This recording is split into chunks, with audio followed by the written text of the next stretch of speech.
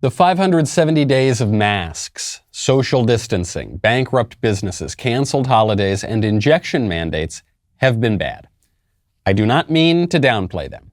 In the United States, the public health dictatorship has been onerous. But relative to some other parts of the world, we've actually gotten off easy. If you want to know how far the libs are willing to take these lockdown measures, just take a look at Australia, where one state in Australia is pairing mandatory selfies with facial recognition software to make sure you never leave your home. Today, the call has gone out to everyone in home quarantine in Victoria to take part of our pilot program. And what that means is that they will receive random phone calls and they have to answer within 5 minutes with a selfie sent to this app, which will then geo-track where that person is and to make sure that they are who they say they are as well. If they don't answer within that 5-minute period, that's when health officers come knocking. I did not believe that was a real clip when I saw it. I actually had to look it up to find the news story to see that is real. Victoria in Australia is actually doing this. They obviously want to spread it out much wider than just this test program. Once a penal colony, always a penal colony, and it's not just Australia. Just this week, Dr. Fauci and the CDC have made clear that the only thing preventing these sorts of measures here at home in the United States is the sheer intransigence of the American people. They just can't get away with it. But make no mistake, if the ruling class could, it would, and it still might. I'm Michael Knowles. This is The Michael Knowles Show.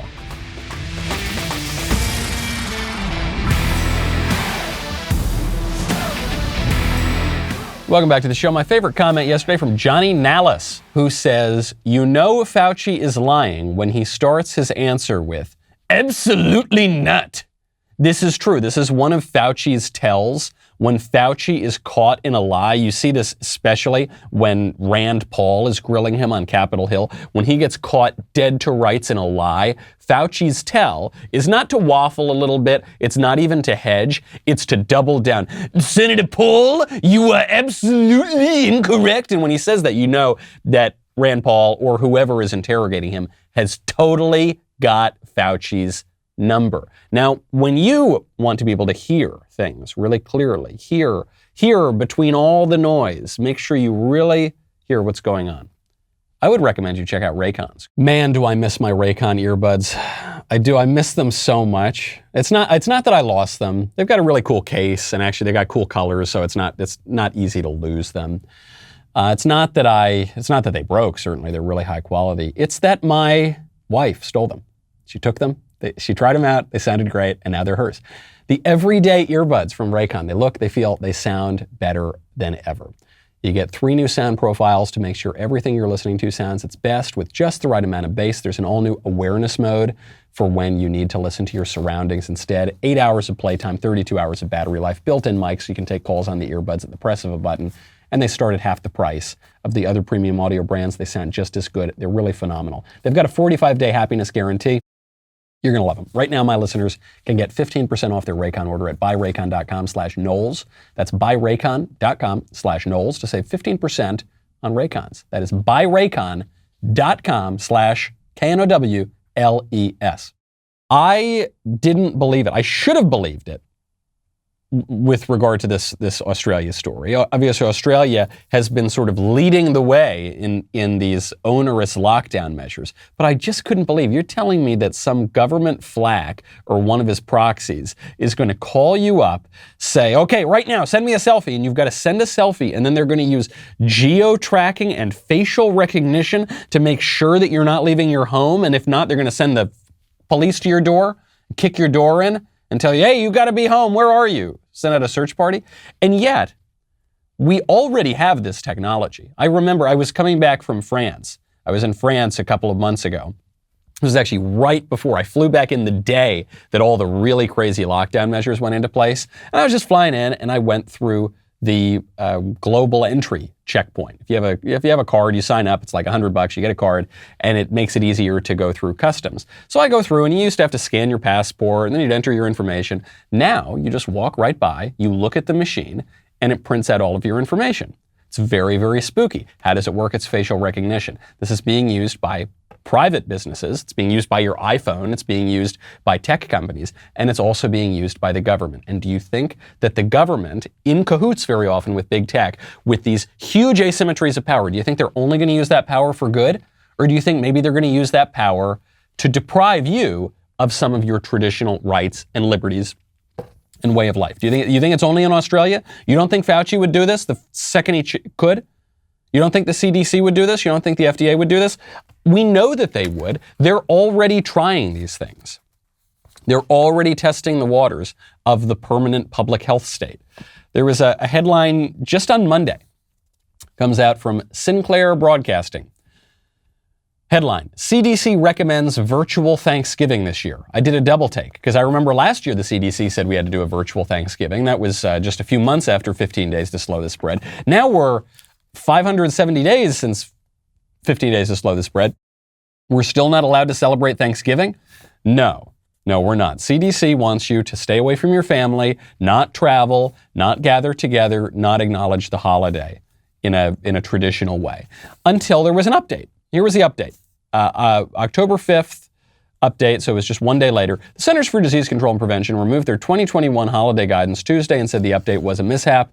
The agency said its recommendations for future gatherings that mirrored 2020 guidance does not reflect this year's, and new suggestions are coming soon. What changed? What changed? The CDC said, yep, just like last year, you're going to have to lock down and have a virtual Thanksgiving. And then they said, oh, actually, JK. Nope, psych. Never mind. What changed? Did the science change? Wow, there must have been some real scientific discoveries between Monday and Tuesday. No, what happened was the people derided them, mocked them, pushed back, protested, rent their garments and gnashed their teeth. And the CDC said, okay, actually, never mind. It's what Dr. Fauci said over the weekend. Dr. Fauci was on one of the Sunday shows, and they said, hey, can we have Christmas this year, or is it too soon to tell? He goes, it's really too soon to tell. You might not be able to get Christmas this year. And then there was pushback, and he goes, I never said you couldn't have Christmas. Yes, you did. You did. You said it's too soon to tell, meaning there's a good chance that we don't have Christmas. Then the pushback happened, and then you said, no, of course you're going to have Christmas. Never mind. What changed was not the science. What changed was the politics. And this is, frankly, good news for us.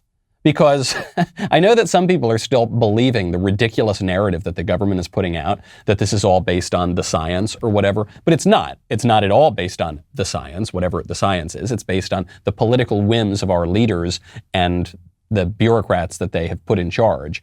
And so the good news about that is, while we might not be able to change the laws of physics, we might not be able to change the chemistry of a virus, although Dr. Fauci did a pretty good job changing the chemistry of a virus by funding gain-of-function research. That's another subject. What we can do is change the political situation. We can make it such that these people cannot get away with it. One way to do it, which I've been recommending from, if not day one of the lockdowns, at least day two, is just ignore these people, live your lives, pay no heed to the Faucis of the world and the bureaucrats and the busybodies who tell you to muzzle up all the time and who tell you to get 17,000 injections and who tell you not to have Christmas and who tell you not to get married or go to your funerals, not your funeral, I hope, to go to the other family gatherings and religious rituals. Just go, just ignore them, just go, live your life. Don't give them power that they do not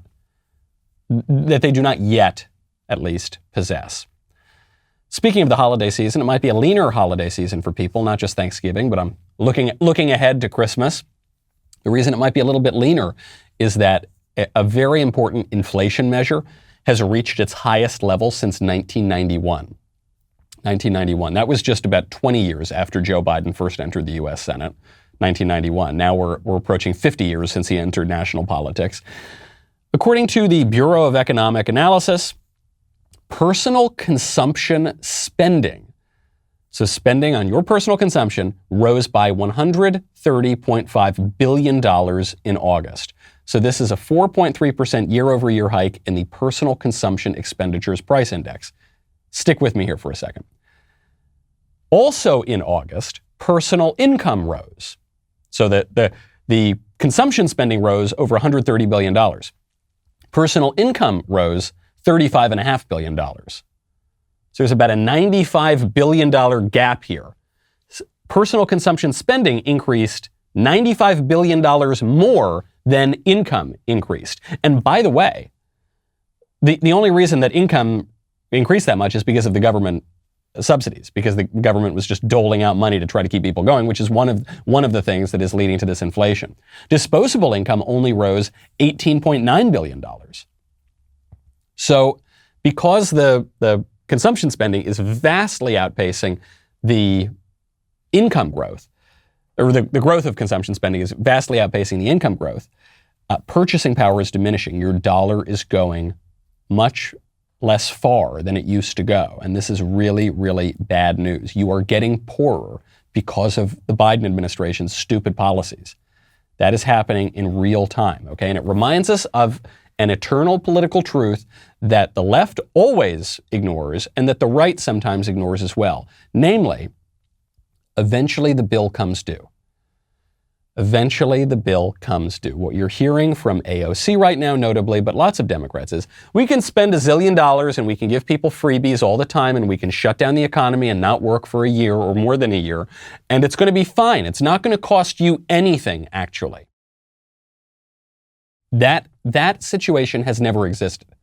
That has never existed anywhere in the world. People who are promising you that are promising you something that never was and never will be. Eventually, the bill is going to come due. If you shut down huge segments of the economy for a year, we're going to be less prosperous. We're going to be less wealthy. If you just print up a bunch of money and just give away a bunch of money, the money is going to be less valuable.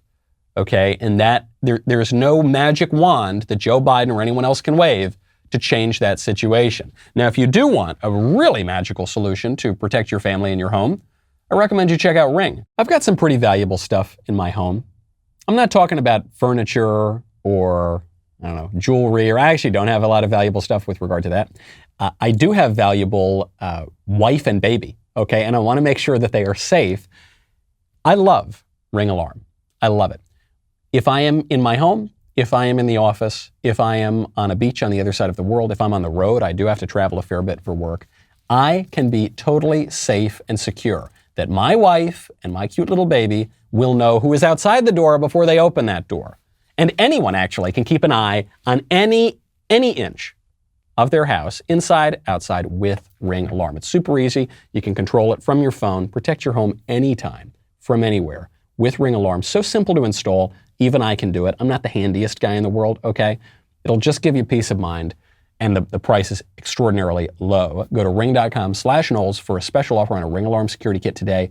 Build a system that is right for your home. Have it up and running in minutes. Ring.com/Knowles. That is ring.com/Knowles.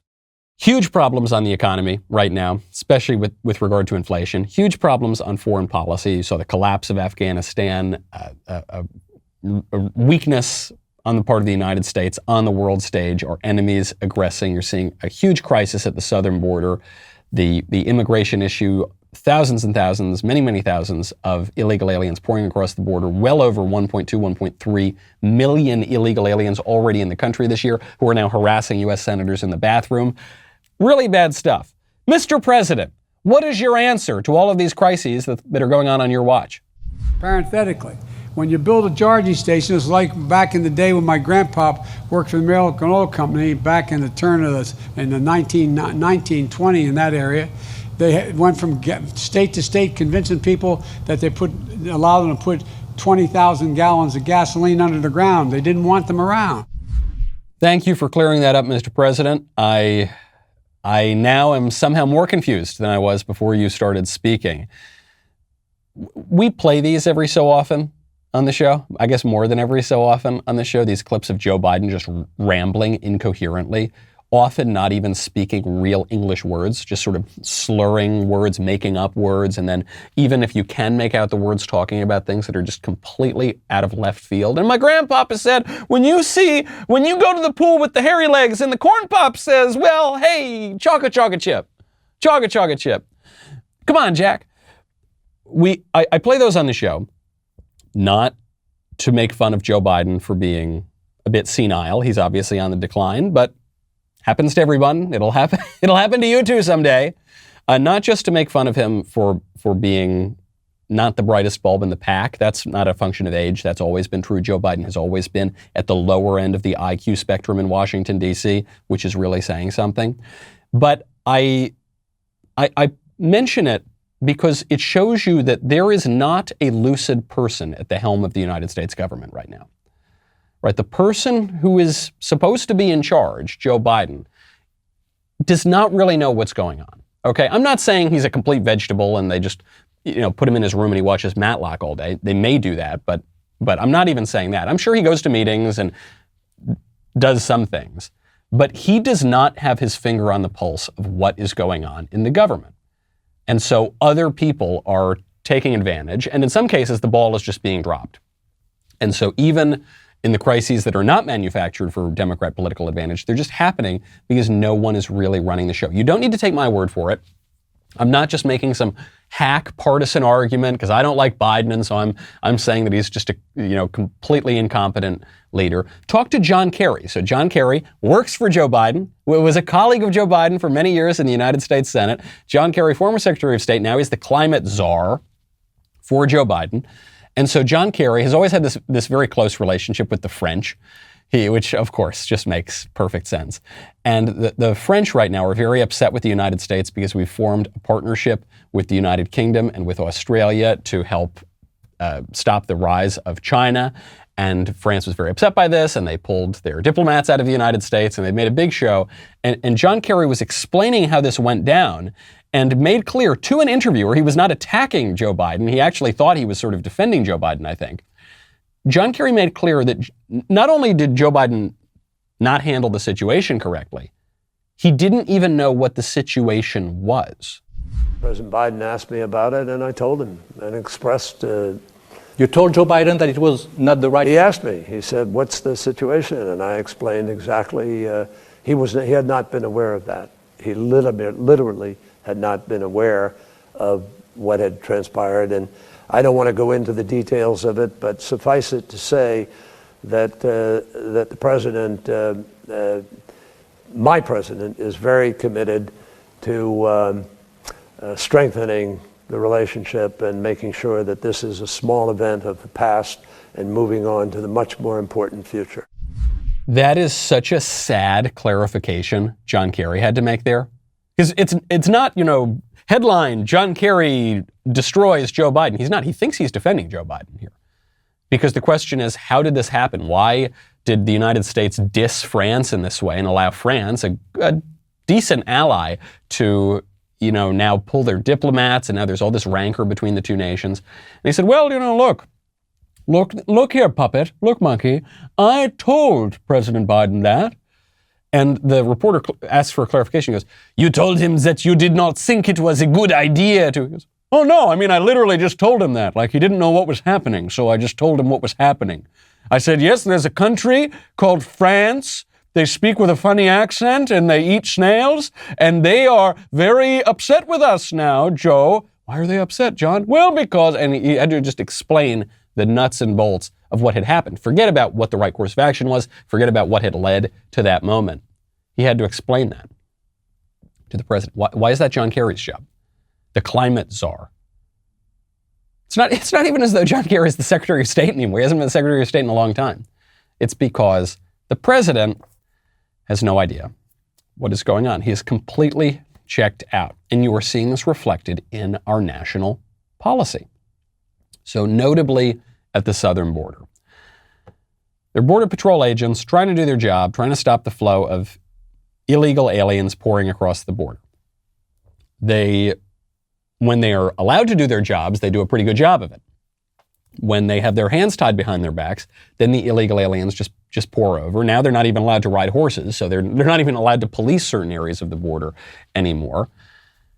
The Border Patrol agents just finally caught up with a guy who was sneaking across the border illegally, who had previously been deported for murder.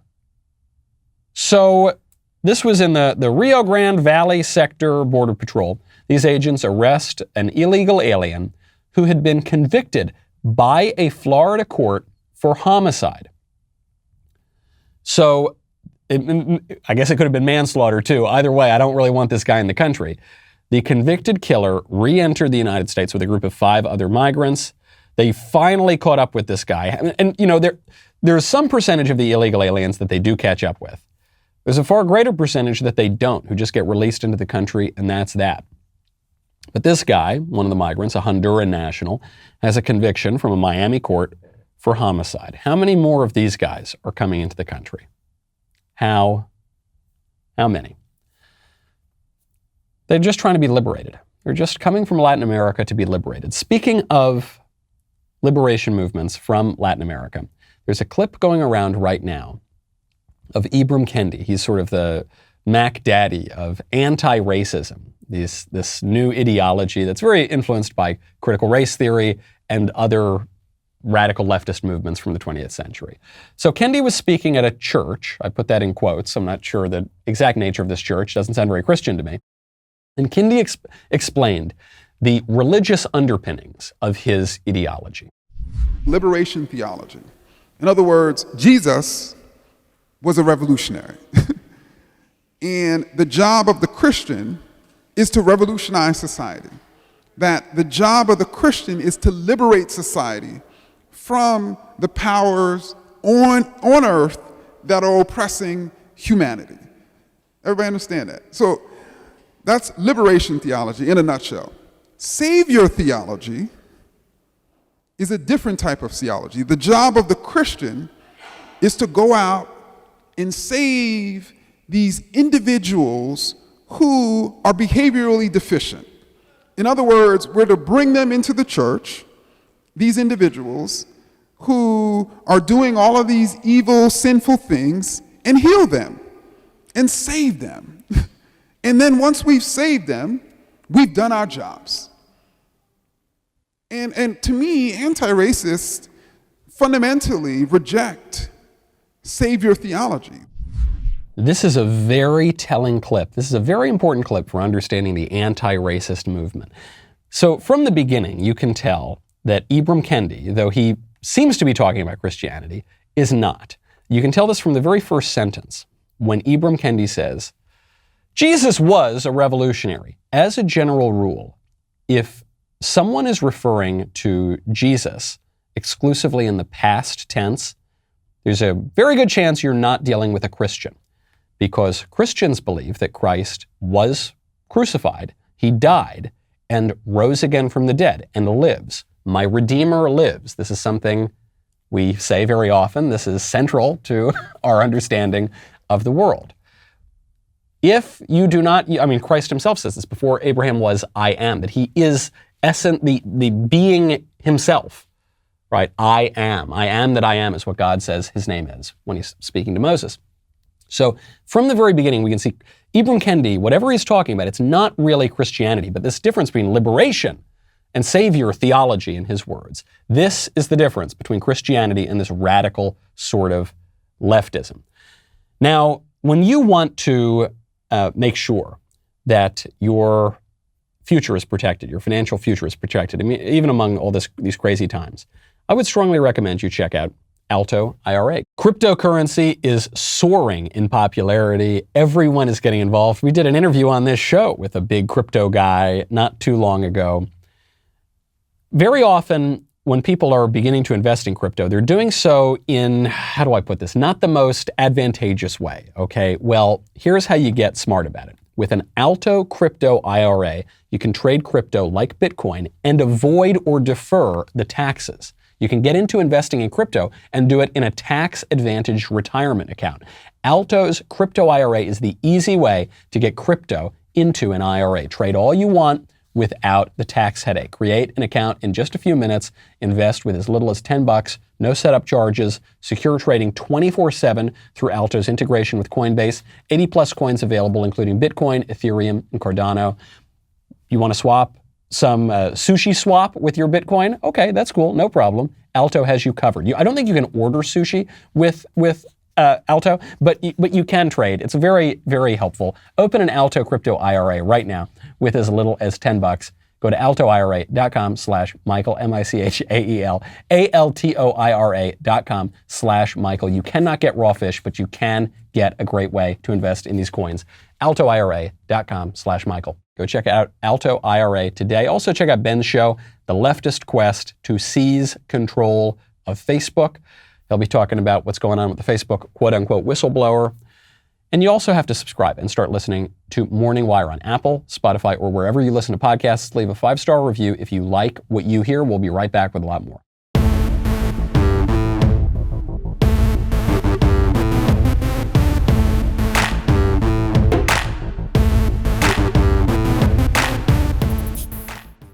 Ibram Kendi, who is presently the head honcho of anti-racism, the capo di tutti capi of race hustlers, Ibram Kendi has this viral video that was going around of him speaking in some sort of church or some sort of building and congregation that referred to itself as a church about liberation theology. And he says, liberation theology holds that the purpose of Christianity and of the Christian in the world is to liberate everybody from the bonds of oppression and tradition and whatever else.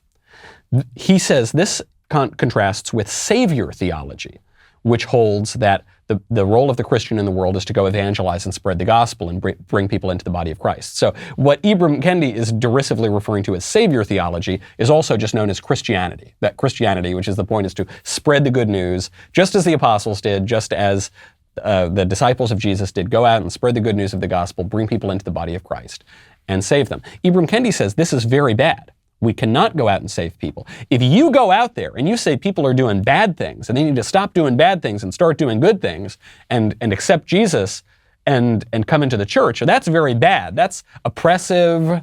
That reeks of white supremacy or whatever. So we can't have any of that. Instead, we need to liberate people. And the key here is this word liberation. Because to my mind as a Catholic, as a Christian, in the broadest sense, the two are the same thing. The two are the same thing. When you come to faith, when you accept Jesus, when you accept theological, religious truth, you are freed. You are freed from the bonds of sin. And what does it mean to be freed of the bonds of sin? Well, you see it in the Gospels. Jesus says the man who sins is a slave to sin. Take the religious stuff away for a moment. Just focus in this very practical, tangible way. We all know that when we sin, when we pick up bad habits, we become slaves to those sins. We call this addiction. When you do too many drugs, all of a sudden you can't control whether or not you do the drugs. Your lower will runs away with you. Your appetite runs away with you. You can't do it. This is true even with food. If you overeat, you can't put down that cupcake. You can't say no. You don't have self-control. The point of liberal education, which we mention on this show a lot, is to make sense of your freedom, tamp down those base appetites, cultivate the higher rational will, which mediates between the appetite and the divine will. Okay, that's the 2-second summary of what we mean by this. What Ibram Kendi believes is that true liberation is being able to do whatever you want. I think it even goes further. True liberation is the freedom to commit vice and sin and to pursue your appetites. And that is slavery. That is a Christianity without Christ. That is Christianity without God.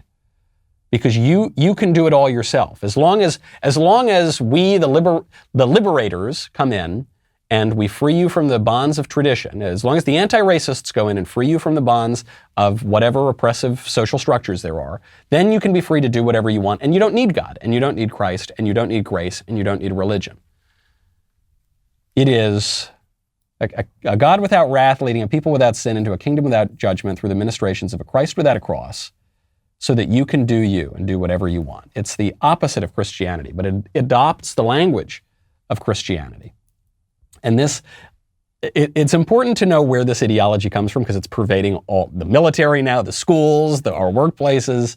But it comes down to that same old problem that we've been talking about.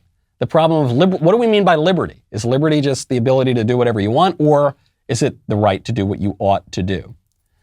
A related point from Jennifer Aniston, you know that other great philosopher, Jennifer Aniston, Rachel from Friends. Jennifer Aniston just posted a series of stories to her Instagram talking about how upset she is that babies in Texas won't be killed quite as often anymore. She hates the pro-life laws. She supports the abortion industry. And she posted a clip of herself from that absolutely insufferable show, Friends, and she writes in it, I repeat, no uterus, no opinion. So if you're not a woman, you have no right to have an opinion about abortion. I mention it, look, Jennifer Aniston is not, I don't think she's the leading mind on public matters in this country. But a lot of people say this, and we talk about a lot of other stupid slogans in the pro-abortion movement. This one may be the stupidest. One, now it's becoming outdated. I think Jennifer Aniston is revealing how unhip she is because, of course, we're now told that non-women can become pregnant. Men can become pregnant, non-binary, all sorts of made-up sexes and genders, they can become pregnant too. So that distinction no longer exists. But also even the principle that unless you can perform a certain action, you should have no say in that action as a matter of public policy. We don't apply that to any other aspect of society. Right? We don't say, well, unless you have tumors, you can't make cancer policy. No tumor, no opinion. We don't say, well, unless you have murdered someone, you do not have the right to craft laws about murder. Well, unless you this, unless you that, unless you this, unless you that. No, of course not. We wouldn't tolerate that because politics refers to the public, refers to public matters, not just personal matters, public matters as well. To say nothing of the fact that abortion involves another person, not just you and not just the mother, but also the baby, right? So they repeat these slogans on the left because they don't have arguments to make, but a lot of people confuse cheap slogans with arguments, and it's important every so often to remind ourselves that these things that we hear, that just my body, my choice, reproductive rights, no uterus, no opinion, blah, blah, blah, blah, blah, blah, blah, that we can become, asleep. We can become unconscious of just how stupid these arguments are. And the reason it matters that Jennifer Aniston said it is because that show had such cultural influence. I actually enjoyed the show when it was on the air. I recently went back and tried to watch it. It's unwatchable. It's so trite. It is so wrong. Like every decision these people make is just wrong and bad for them. And it's not all that funny even, and it's just so shallow. And in a way, it's actually quite radical. But that's how the establishment pushes their agenda. Okay, very important to see through these things. It's very, very difficult in a world where the entire establishment is pushing these shallow messages. What we're hearing from the elected representatives now on the left is don't pay attention to those details. Don't pay attention to those facts. AOC just goes on one of the Sunday shows. She says, look, when you're talking about the big budget bill, don't focus on the numbers. President Biden, according to our reporting from Ed O'Keefe, our correspondent, says you're going to have to settle for about $2 trillion. Is that an acceptable ceiling for you? So here's where I think the problem is that when we talk about top line numbers, there's a lot that is hidden in that discussion. And so the reason why this conversation shouldn't be about numbers, but it should be about what substantive programs are willing to be excluded, or that's coming from the White House. Yeah, but the White House isn't making the demands to exclude universal child care or universal pre-K. This is coming from the more conservative wing of the Democratic Party. And those are the conversations that we need to have. When you're talking about the budget, you shouldn't talk about numbers. That's what AOC says. And you know what? Oh, I hate to say it. I hate to say it. She's right. She's right. I mean, she's not right if you're an accountant. She's not right if you care about the health of the national economy. But she is right as a political matter. What she's saying is, yeah, these Democrats say $3.5 trillion is too much money. You only want $2 trillion. Okay, what program do you want to cut? Oh, you want to cut universal pre-K? First of all, I don't think pre-K should even exist. I didn't go to pre-K. Did you go to pre-K? I did not go to pre-K. I made it out just fine. I learned my letters and numbers just fine without pre-K. Now I actually have friends, I kid you not, who say they're sending their kids to school at age 2. because they don't want to say that they're sending the kid to daycare. So it has to be really fancy. So they say, I'm sending my child to school. Your child who can't speak and who drools all day. They're going to school. What are they? They're going to work on, differential equations or something? No, I don't think so.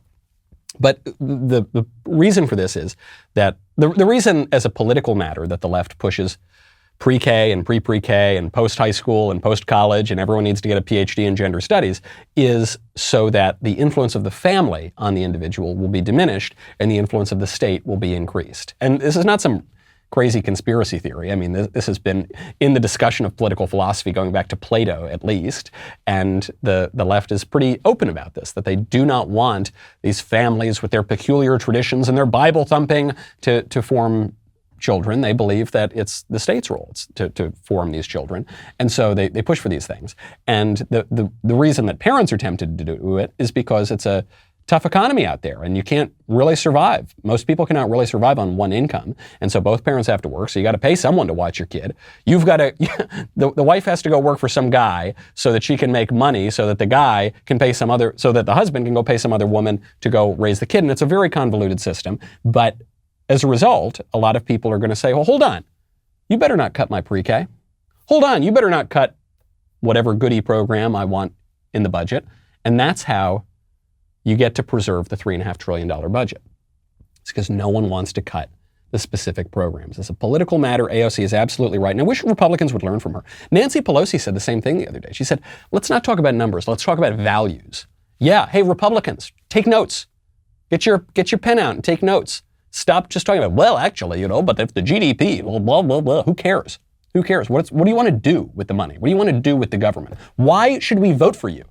What are you going to do with it? What are you going to do with the power? The left is giving us a vision. It's a bad vision. What are you giving us? Well, what we're going to do is we're going to outsource even more jobs so the GDP ticks up another $20. Oh, cool, bro. Great. I'm definitely going to vote for you then. That makes a lot of sense.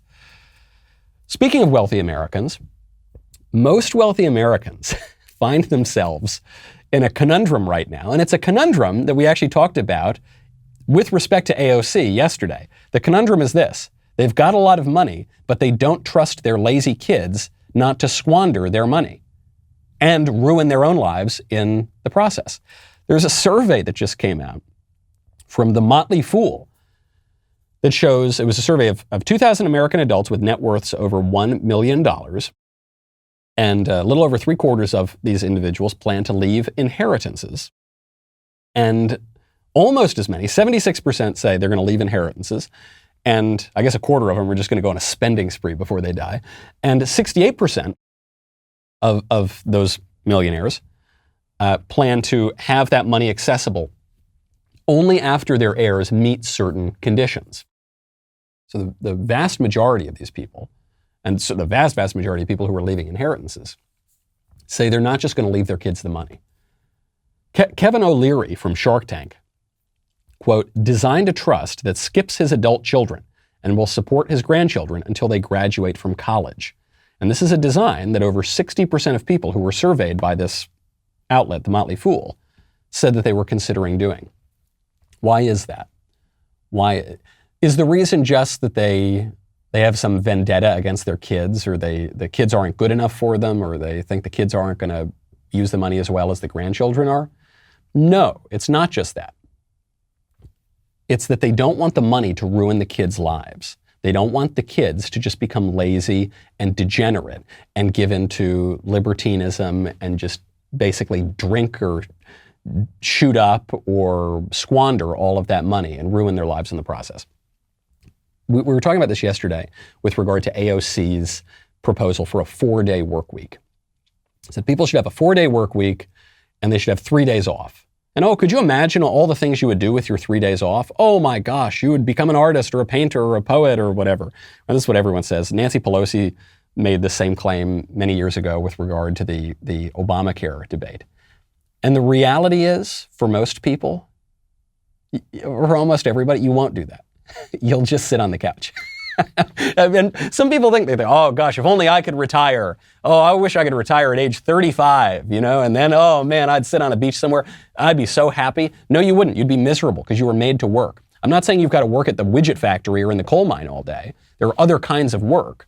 You can work on your family, building up your family. You can work on actually cultivating a hobby, but it's not just, sitting with a glass of Chablis painting something.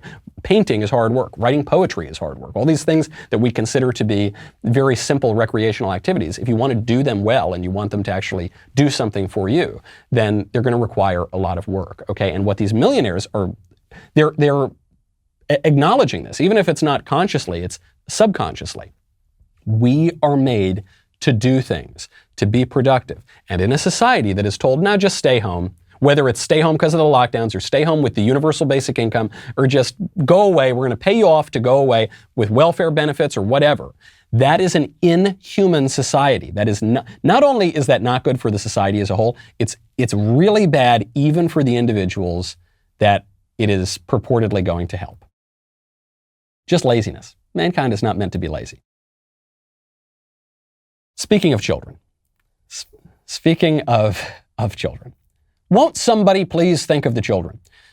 A woman has come forward at Facebook. She used to work at Facebook, then she left Facebook, and now she is a whistleblower. She is speaking truth to power. Yes, that's right. And she's speaking truth to power so clearly that everyone in the ruling class loves her and is giving her lots of plaudits. That's weird. That's a strange fact. The woman is coming forward. She was a former Facebook product manager. Her name is Frances Hogan. She is saying that she's making two claims. Facebook is not good for kids, and when kids use Facebook and Instagram too much, it's not good for their mental health. And also, Facebook is not censoring conservatives enough, and that's a bad thing. And one of the reasons she quit Facebook is because they were not willing to interfere even more in the political process and suppress conservatives even more than they already are. So those are the two angles here. And as a result of her heroic whistleblowing, senators on Capitol Hill and the mainstream media and everyone else are giving her a big round of applause. My name is Frances Haugen. I used to work at Facebook. I joined Facebook because I think Facebook has the potential to bring out the best in us. But I'm here today because I believe Facebook's products harm children, stoke division, and weaken our democracy. The company's leadership knows how to make Facebook and Instagram safer, but won't make the necessary changes because they have put their astronomical profits before people. Congressional action is needed. They won't solve this crisis without your help. Yesterday, we saw Facebook get taken off the internet. I don't know why it went down, but I know that for more than 5 hours, Facebook wasn't used to deepen divides, destabilize democracies, and make young girls and women feel bad about their bodies. We can have social media we enjoy that connects us without tearing apart our democracy, putting our children in danger, and sowing ethnic violence around the world. We can do better. Now, this is confusing because she keeps using these two lines in the same breath. It's harming girls. It's really bad for children. Okay, well, yeah, okay. I guess we could all agree with that. Maybe there's some regulation there. And it's harming our democracy. Well, hold on. That seems like a totally separate issue. What do you mean harming our democracy? Oh, you mean because conservatives, while they are censored on Facebook, are not censored quite as much on Facebook as they are on other platforms, and therefore conservatives do well on Facebook. And actually, do you know who she's talking about? She's talking about us. She's talking about us right here at the Michael Knowles Show and the Daily Wire, because we are the top publishers on Facebook, and we have been for a very long time. We have formed our business in many ways to be able to compete at a very serious level in the new media. We're not an old media company. We're not an old TV company or an old newspaper company. So we were able to be agile and focus our business and tailor it to those specifications for new media. And so we're the top publisher on Facebook. Now, the left still dominates Facebook because, yes, there's the Daily Wire. Yes, there's The Blaze. Yes, there are a handful of conservative outlets out there. But the vast majority of them are left-wing outlets. So while, yes, the Daily Wire punches above our weight, absolutely, when you consider the right-wing outlets compared to the left-wing outlets totally dominate. But that's not good enough for this woman. And so she says, no, you've got to suppress the conservatives. And in order to make that argument more palatable, she is couching it in protecting children. But those two issues have nothing to do with one another. They're just going after Facebook because Facebook is the fairest, and they're not even particularly fair, but they're the fairest to conservatives. All right, the way that you know that this woman is not a whistleblower, that she is not speaking truth to power, is that the most powerful people in the country are promoting her. The entire ruling class, I guess with the exception of Facebook, which is one of the big tech companies, but in this case, it's sort of the odd man out. Other than that, all of the institutions in our country with power are promoting this woman. Because she is not speaking truth to power, she is the power. And they are all turning on Facebook, which is another power, because in this case, Facebook is not going along entirely with the agenda and completely shutting up conservatives in the way that Google and YouTube and Twitter are moving. And so they're giving Facebook a warning. They're giving Facebook a slap on the wrist. And this is an important lesson to remember. We love this idea of speaking truth to power, and this is a very romantic notion. My friend Spencer Clavin just did a whole episode on this as it pertained to St. Thomas More on his show, Young Heretics. And we love this idea. Yes, we're going to speak truth to power. When you are really speaking truth to power, the way that you will know that you are doing that is that everyone is going to hate you, and you are going to be derided and mocked and slandered and persecuted and very likely killed.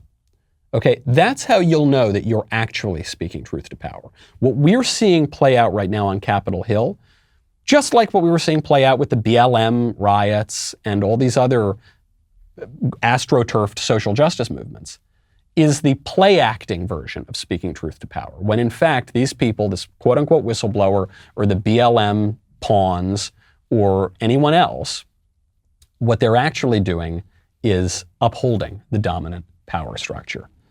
That's what we're seeing. I think there are lots of good reasons to rein in Facebook. That whistleblower lady isn't it. But what is this about? She's talking about the division within Facebook. Well, you'll see this actually happening in New York right now.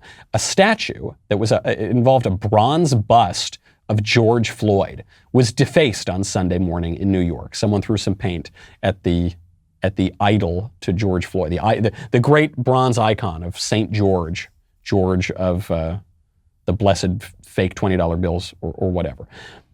So what is this about? Why are we defacing monuments of George? Why is there a monument of George Floyd? I have no idea. Why are we defacing monuments of George Floyd?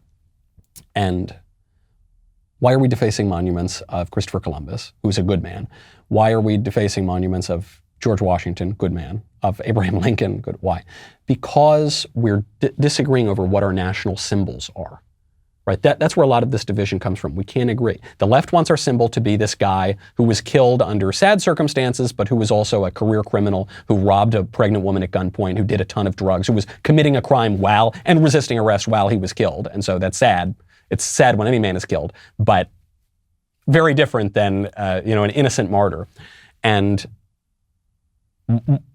the right wants our statues to be George Washington, Christopher Columbus, Thomas Jefferson, these great men who built our civilization. Which is it? We will not resolve this rancor and this division until we can agree on the shared symbols, because the symbols represent what the country is. And right now, we have no idea who we are, which is why people are trying to grab power as tightly as they can, whether they're in the government, they're in big tech, they're in industry, to clamp down and make that decision. That decision is being made right now. And we need to fight as hard as we can to keep the country that we want. I'm Michael Knowles. This is The Michael Knowles Show. See you tomorrow.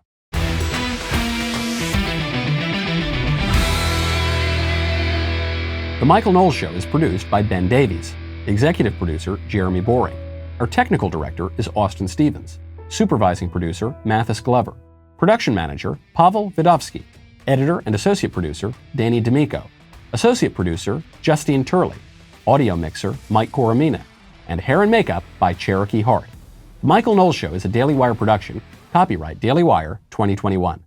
On the Matt Walsh Show, we talk about the things that matter, real issues that affect you, your family, our country, not just politics, but culture, faith, current events, all the fundamentals. If they matter to you, come check out the show.